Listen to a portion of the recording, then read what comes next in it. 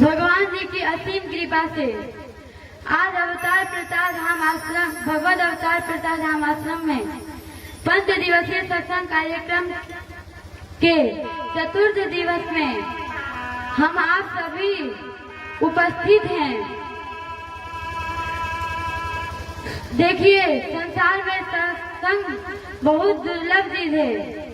सत्संगति दुर्लभ संसार, क्योंकि ये जो आप देख रहे हैं ये वास्तव में नहीं है, ये माया है।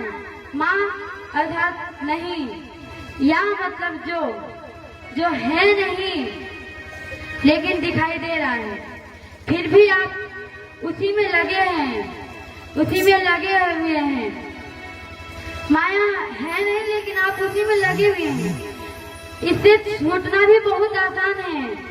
देखिए, जिस प्रकार एक सुराही में चने को रख देते हैं तो बंदर उसमें देखेगा चना है, तो अपना सुराही का जो मुंह होता है वो बहुत पतला होता है, तो बंदर हाथ सीधे डालता है।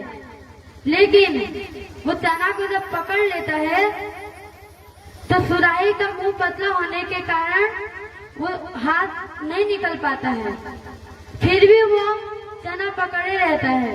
वो सोचता है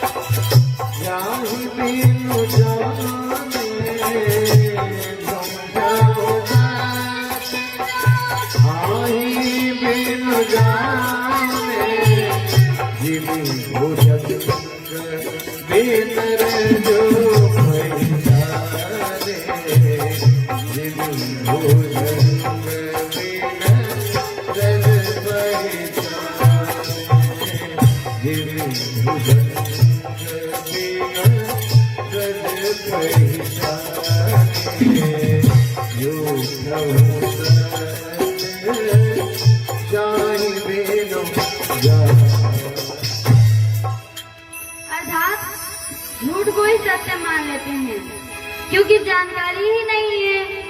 जिस प्रकार एक अंधेरे रूम पे रस्सी पड़ी हो तो डर जाते हैं, क्योंकि सोचते हैं सांप है।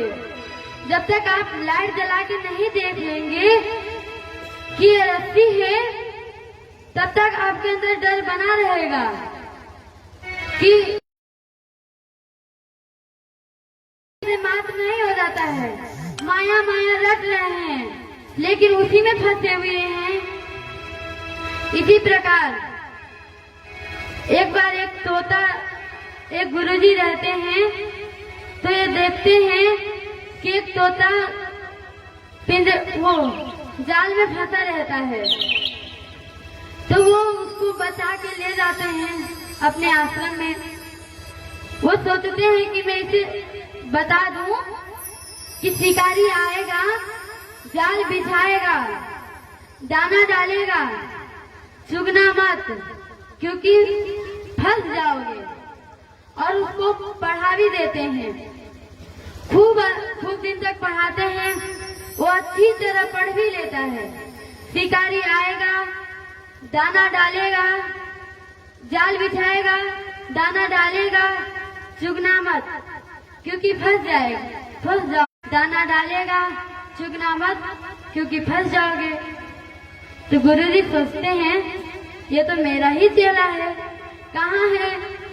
देखते हैं कि ये तो जाल में फंसा हुआ है, ये तो जाल में फंसा हुआ है और रट रहा है कि शिकारी आएगा, जाल बिछाएगा, दाना डालेगा, फंसना मत, चुगना मत क्योंकि फंस जाओगे। इसी प्रकार जाल रट रहे हैं, माया माया माया, और उसी में फंसे हुए हैं।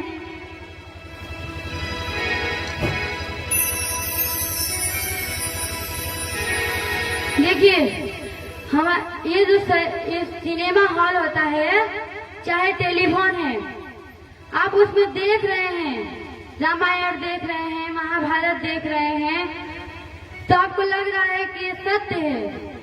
उसमें आदमी भी दिखाई देंगे, रोड भी दिखाई देगा, बगीचा भी दिखाई देगा, सब दिखाई देगा, लेकिन है कुछ नहीं, फिर भी दिख रहा है।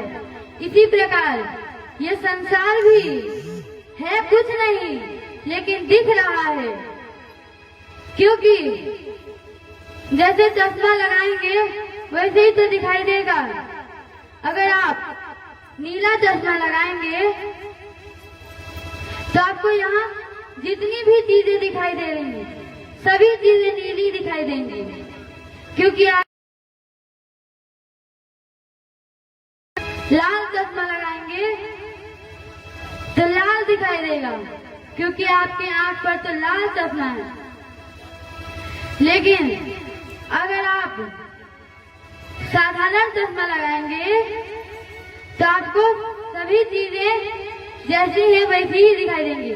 उसी प्रकार जो ये शरीर है, ये शरीर रूपी चश्मा से आप देख रहे हैं ये संसार, तो आपको दिखाई दे रहा है।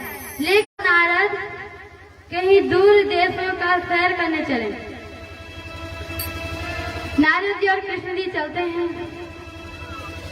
जब वो लोग बहुत दूर पहुंच जाते हैं तो श्री कृष्ण जी कहते हैं कि जाओ नारद, जल लेकर आओ, मुझे प्यास लग रही है। नारद जी जल लेने जाते हैं। एक गांव में जाते हैं, दरवाजा खटखटाते हैं। उस कुटिया में केवल एक बूढ़े बाबा जी और एक सुंदर नव युवती रहती है। जब वो युवती गेट खोलती है तो नारद जी भूल जाते हैं। उनको इतनी सुंदर दिखती है कि वो उसी को देखते रहते हैं। वो भूल जाते हैं कि हम किस लिए आए हैं। वो भूल जाते हैं कि हम भगवान जी के लिए पानी लेने आए हैं, और वो उसी में फंस जाते हैं। वो देखते रहते हैं। तब वो कहती हैं, अंदर आइए, मैं आपकी क्या सेवा कर सकती हूँ। जाते हैं। फिर वो कुछ दिन तक वहीं रहते हैं। उनकी और जो नारद जी की उनसे बात होती है। फिर ऐसे ही बात करते करते उन दोनों में प्रेम हो जाता है। तो एक दिन वो कहते हैं, क्या आप मुझसे विवाह करेंगी? तो कहती हैं कि यदि मेरे पिताजी राजी हो जाएं तो मैं जरूर करूंगी।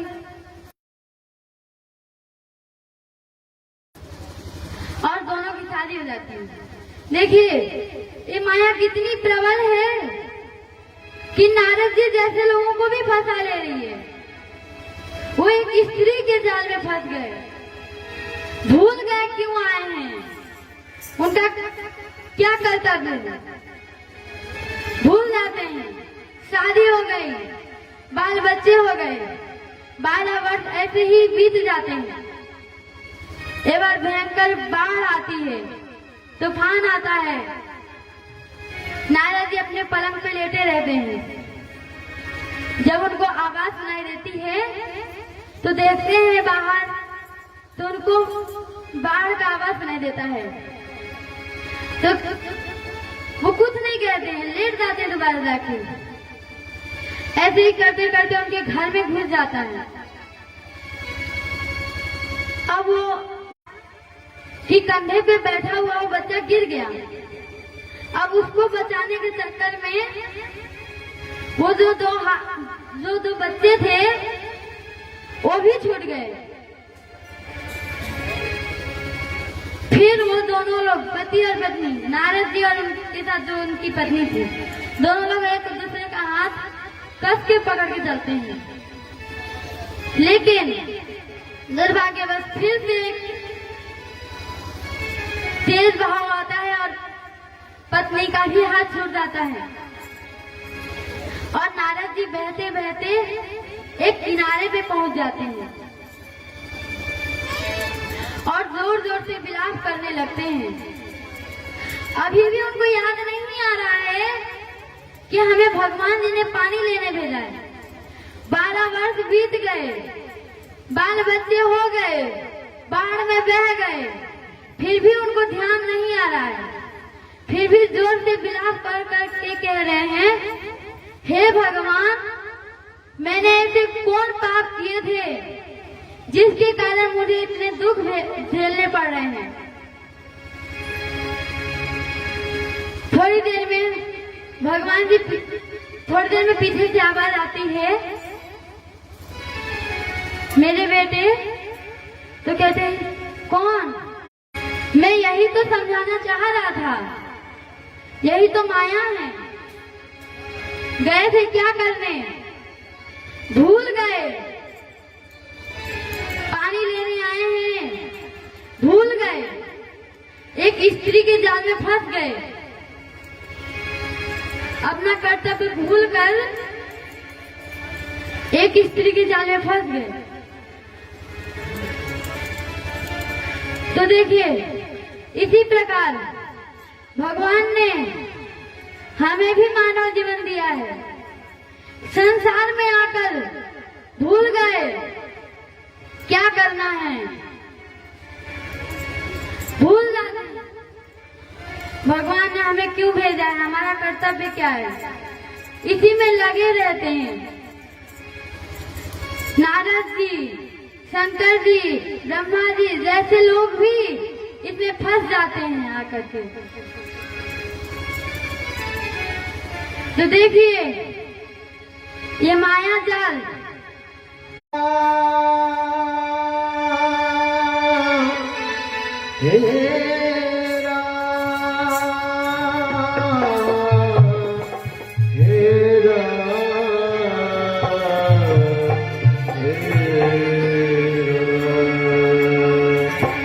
माया तेरी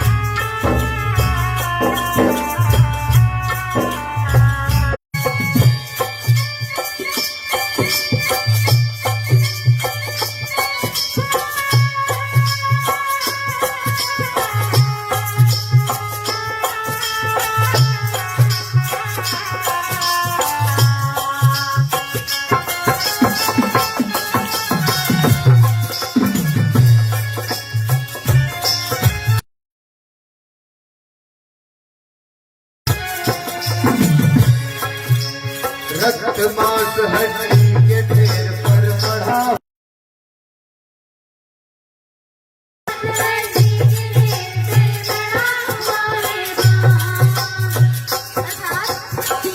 ये शरीर रक्त मांस से बना है। इसके अंदर हड्डी मांस रक्त ही है, केवल ऊपर से चमड़ा लगा दिया है। चमड़े ये ऊपर से ही केवल एक चमड़ा है। रक्त मांस हड्डी के ढेर पर पड़ा हुआ है।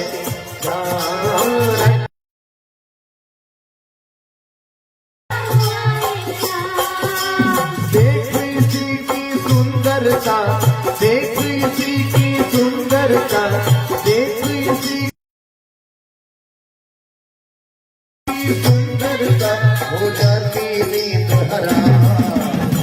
माया तेरी बहुत कठिन है,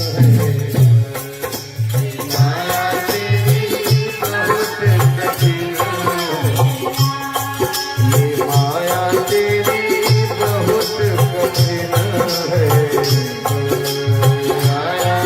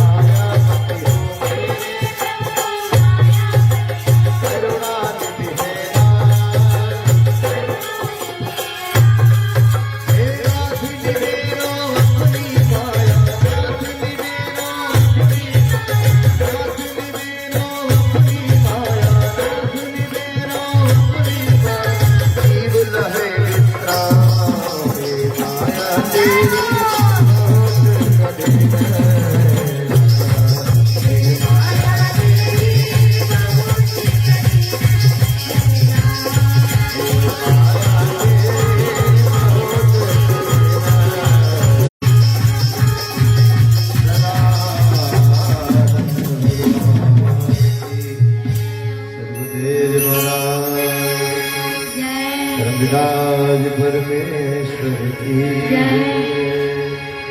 देखिए, ये जो माया है, एक न एक दिन यहाँ से जाना ही है। देख रहे हैं कि मृत आ रहे हैं, जा रहे हैं, फिर भी भवन तो ऐसे बनाते हैं जैसे कि सदैव सदैव के लिए यहीं रहना हो। नहीं, सदैव यहीं नहीं रहना है, सदैव यहीं नहीं रहना है। एक न एक दिन आए हैं तो एक न एक दिन यहाँ से जाना है। जान रहे हैं, फिर भी इस माया में लगे हुए हैं। ऐसे ही एक गुरुजी एक अहीर चेले को बहुत दिन से समझा रहे थे, चल चला छोड़ दे माया को, लेकिन वो छोड़ता ही नहीं और कहता मैं तो छोड़ना चाहता हूँ, मैं तो चलना चाहता हूँ आपके साथ, लेकिन यही माया हमको छोड़ ही नहीं रही है। ये माया हमको छोड़ ही नहीं रही है। चाहता हूँ चलना, मैं आप ही के साथ रहना चाहता हूँ। तो गुरुजी कहते हैं, बचाओ चेला बचाओ, मुझे पेड़ ने पकड़ लिया। चेला दौड़ते दौड़ते आता है और हाथ छुड़ाता है, तो गुरुजी पैर से पकड़ लेते हैं और कहते हैं देखो पैर पकड़ लिया। पैर छुड़ाता है तो हाथ से पकड़ लेते हैं। बार बार ऐसे ही हाथ छुड़ाता तो पैर से पकड़ लेते, पैर छुड़ाता तो हाथ से पकड़ लेते।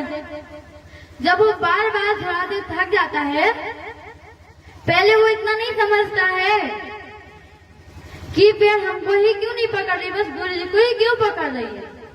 फिर जब वो थक जाता है तब सोचता है कि फिर गुरुजी को ही क्यों पकड़ रही है, हमको तो पकड़ नहीं रही है। हाथ छुड़ा रहा हूं तो पैर पकड़ ले रही है, पैर छुड़ा रहा तो हाथ पकड़ ले रही है। तो एक बार वो हाथ छुड़ाता है तो ऊपर देखता रहता है कि ये पेड़ गुरुजी को कैसे पकड़ ले रही है, हमको ही क्यों नहीं पकड़ रही। तो देखता है कि ये गुरुजी पेड़ को पकड़ रहे हैं। तो कहता है, अरे गुरुजी आपने तो मुझे परेशान कर दिया, ये पेड़ आपको थोड़े आम पेड़ को पकड़ रहे हैं। तो गुरुजी कहते हैं, मैं भी तो तुमको यही समझाना चाहता हूँ कि ये माया तुमको नहीं पकड़ी है, तुम माया को पकड़े हो। ये माया किसी को पकड़ी नहीं है। आप चाहे तो इससे निकल भी सकते हैं और आप चाहे तो आप इसी में लगे भी रह सकते हैं। इतना सत्संग सुनने को मिल रहा है, फिर भी आप में से कोई होगा जो भगवान जी के प्रति भाव श्रद्धा लगाता होगा। माया में रहकर कुछ नहीं मिलेगा, माया को छोड़ दीजिए। माया इतनी प्रबल है कि एक बार पकड़ ली, एक बार उसमें चले गए तो अपना अस्तित्व कर्तव्य सभी चीज भूल जाते हैं। इन्होंने शपथ लिया कि हम तीनों में से यदि दो कोई आगे बढ़ेगा तो जो एक पीछे रहेगा उसको संभालेगा, और यदि एक आगे बढ़ेगा तो पीछे जो दो रहेंगे उनको संभालेगा। तो ऐसे ही होता है, शपथ लेते हैं, कुछ दिनों में वो बड़े हो जाते हैं। पंडित जी अपना भोग बेसन में लग जाते हैं, कुम्हार अपना बर्तन बनाता है, उससे कमाई करता है, और राजकुमार राजपाट संभालने लगता है। तो एक बार एक मेला लगता है तो उसमें कुम्हार और पंडित दोनों मिलते हैं। तो याद दिलाते हैं एक दूसरे को कि हम लोग छोटे के दोस्त थे और ऐसा शपथ लिए थे। महाराज उन्हें बुलाते हैं, पंडित जी और कुम्हार जी जाते हैं और जो छोटे में शपथ लिए रहते हैं उनको याद दिलाते हैं। तो कहते हैं देखिए ये राजपाट तो मेरा नहीं है, यहाँ का जो धन संपत्ति हो तो मेरा नहीं है, ये तो सब जो राज्य में रह रहे हैं मंत्री लोग उनका है। हाँ लेकिन ये जो राजगद्दी है वो मेरा है। ये इसको आप लोग एक एक दिन के लिए ले लीजिए, निर्णय कर लीजिए कि कौन पहले राजा बनेगा। तो दोनों लोग जब निर्णय करते हैं तो पंडित सोचता है कि अगर कुम्हार पहले राजा बन गया तो सारा राज धन संपत्ति तो यही ले लेगा, तो मेरे लिए बचेगा क्या? पंडित ये सोचता है कि मेरे लिए बचेगा क्या, लेकिन कुम्हार सोचता है कि पहले पंडित राजा हो ले तो जो करेंगे तो उसमें से जो अच्छा होगा हम कर लेंगे। दोनों निर्णय करते हैं, विचार विमर्श करते हैं, महाराज के पास बात पहुंचती है, कहते हैं ठीक है। अब जो पंडित रहता है वो राजा बनने की खुशी में रात भर नहीं सोता है, रात भर खुशी मनाता है। अब आदमी जब रात भर नहीं सोएगा तो नींद नहीं आएगी। पंडित रात भर नहीं सोता है। सुबह मंत्री लोग आते हैं तो जाते हैं तो बीच में दो रास्ता पड़ता है, एक राजभोग का रहता है और दूसरा राजकर्म होता है उसका रहता है। तो मंत्री जी कहते हैं, पंडित जी से कहते हैं कि पहले आप स्नान कर लीजिए, खाना खा लीजिए, थोड़ा विश्राम कर लीजिए, उसके बाद चलिएगा राज दरबार में। तो पंडित कहता ठीक है। पंडित तो राजा बनने की खुशी में रात भर नहीं सोया रहता है, जाता है, खूब खाता है और सो जाता है। देखिए अब सोते सोते संध्या हो गई, उसे पता नहीं चल रहा है कि एक दिन का राजा बना हूं, और अपना जीवन नहीं संभाल रहा है। संध्या हो गई, अब उसका एक दिन बीत गया। अब कुम्हार की जब बारी आई तो कुम्हार को भी उसी रास्ते से लाया गया जहाँ पे दो रास्ते थे, एक राजभोग का था, एक राजदरबार का था। तो उसने राजभोग को त्याग दिया और राजदरबार में गया। देखिए जब वो राजदरबार में गया तो वो कहा कि यहाँ पे जो लोग हमारे साथ चलना चाहते हैं वो चले, और यहाँ पे जितनी भी धन संपत्ति है वो यहाँ से सीमा से बाहर कर दिया जाए, यहाँ की सीमा से बाहर कर दिया जाए। तो वो कुछ धन संपत्ति बाहर कर देते हैं सीमा के बाहर, और कुछ लोग उनके साथ हो जाते हैं। तो देखिए अब पंडित का, कुम्हार का भी एक ही दिन था और पंडित का भी एक ही दिन था, लेकिन कुम्हार ने एक ही दिन में पूरे जीवन भर का सुख प्राप्त किया और वही पंडित पूरे जीवन भर दुख पाया। क्यों? क्योंकि वो अपने राजा होने का कारण नहीं समझा, खाने और सोने में ही बिता दिया। लेकिन कुम्हार ने अपना कर्तव्य समझा और पूरे जीवन भर खुश रहा।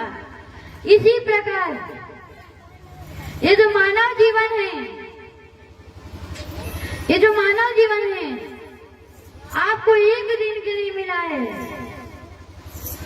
आप इसमें चाहे तो अपने जीवन को संवार भी सकते हैं, भगवान जी की तरफ लगा भी सकते हैं और चाहे तो भोग की तरफ भी लगा सकते हैं।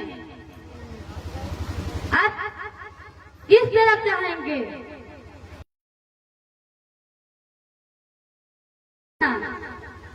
तो हर कोई तो यही चाहता है कि हम खुश रहें।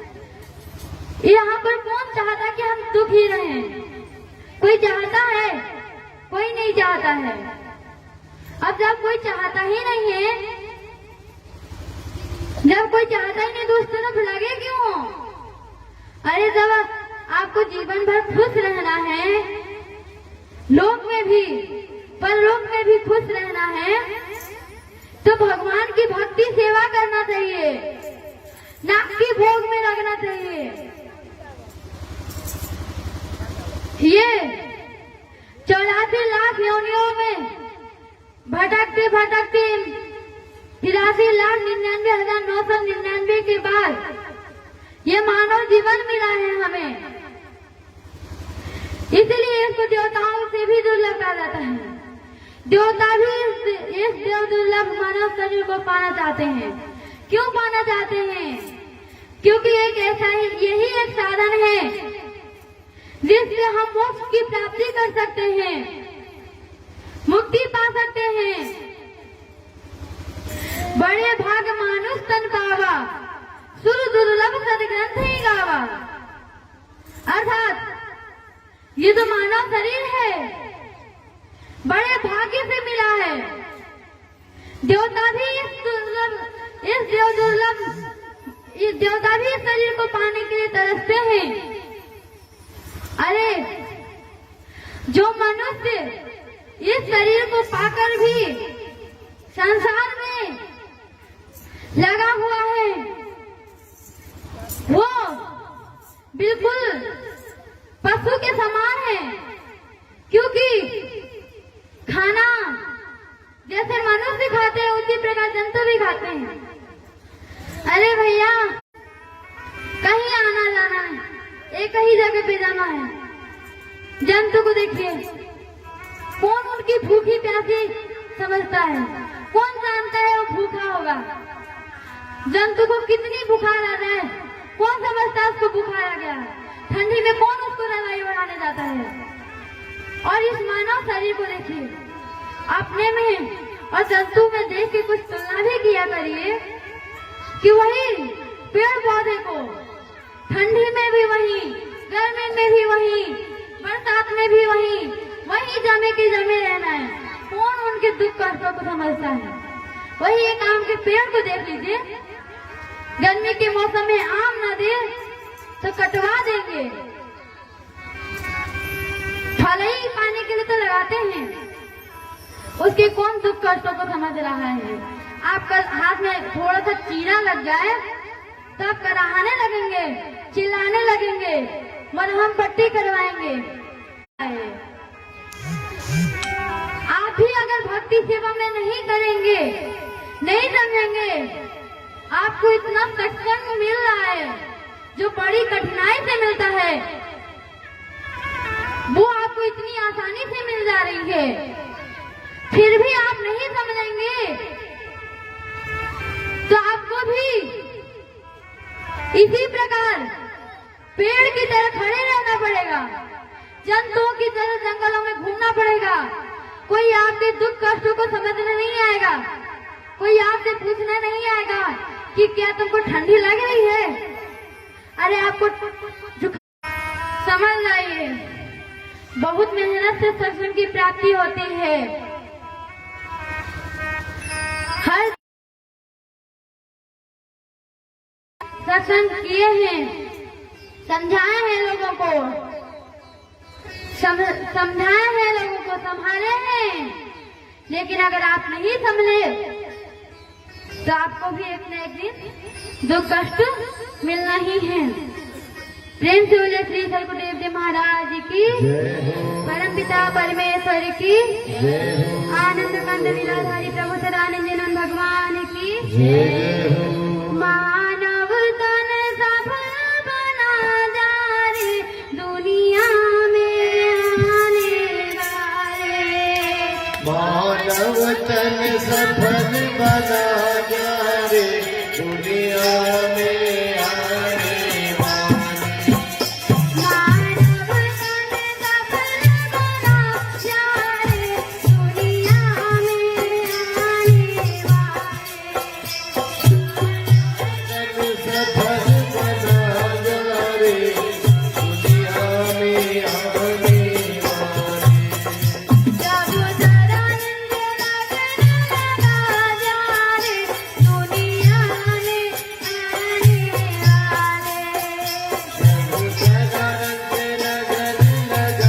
जा रे दुनिया में आने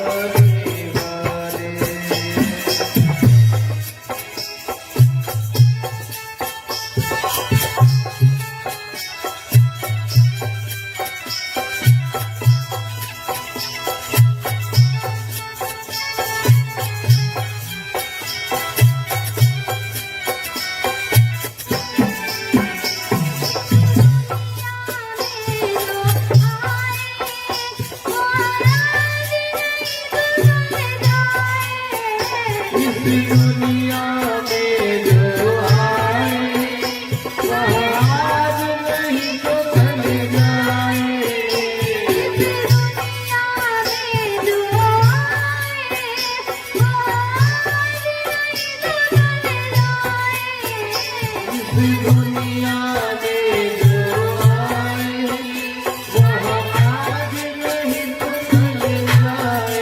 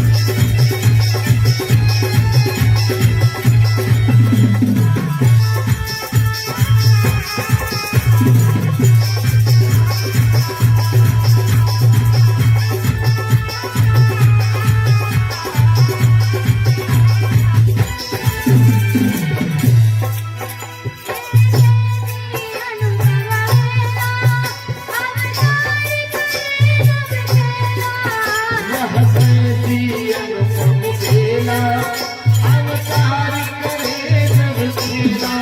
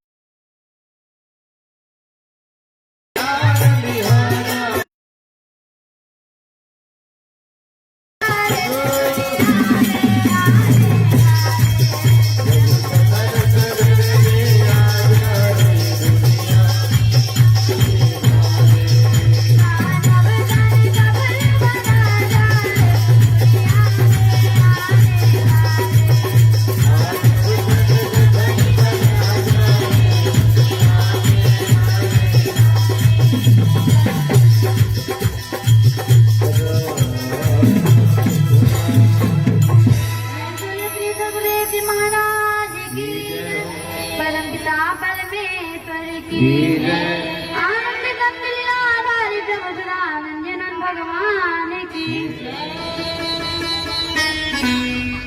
ये जो संसार है ये भूल भुलैया के समान है, इसमें भटकना नहीं है, अपने जीवन को इसके पार लगाना है, जानना है और समझना है और परखना है और भगवान जी की शरण में आकर भक्ति सेवा करना है।